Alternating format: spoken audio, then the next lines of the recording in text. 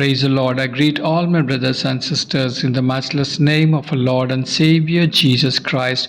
Today, the blessed verse is from Mark chapter 10, verse 40. It says, "But to sit at my right or left is not for me to grant.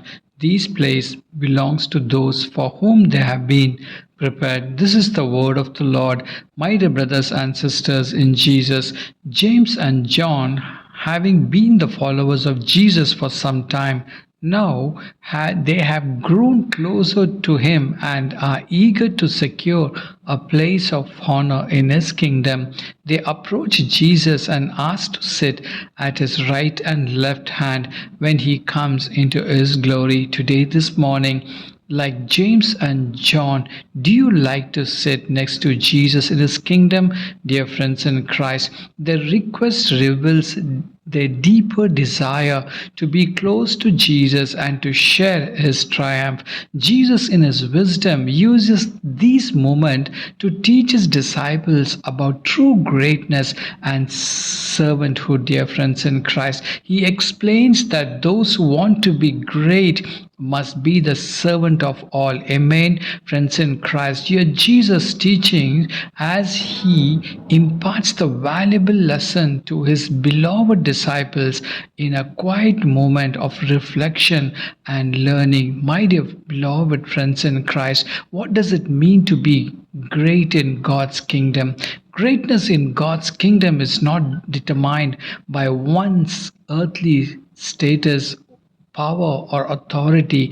Instead, greatness comes from serving others with humility and love, just as Jesus himself came not to be served but to serve others. Amen. Dear friends in Christ, true greatness is found in caring for the needs of those around us, putting their interest above our own, and seeking to make a positive impact on the lives of others.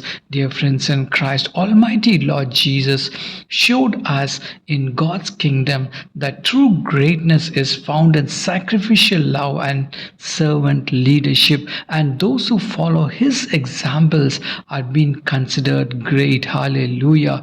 Dear friends in Christ, the kingdom of God is not just a concept or a distant hope. It is the living reality that believers are called to establish and expand here on earth. As Jesus taught us to pray, "Thy kingdom come, thy will be done on earth as it is in heaven," we are reminded of our divine mandate to partner with heaven in advancing God's kingdom through prayer, obedience, and actions. Dear friends in Christ, the kingdom advancement isn't accomplished through human strength alone. It requires the power of strategy, the spirit lead prayers. Today, this morning, are you willing to sit next to the Almighty Lord Jesus Christ? Prepare yourself for the encounter in his second coming. God bless you. Let us pray.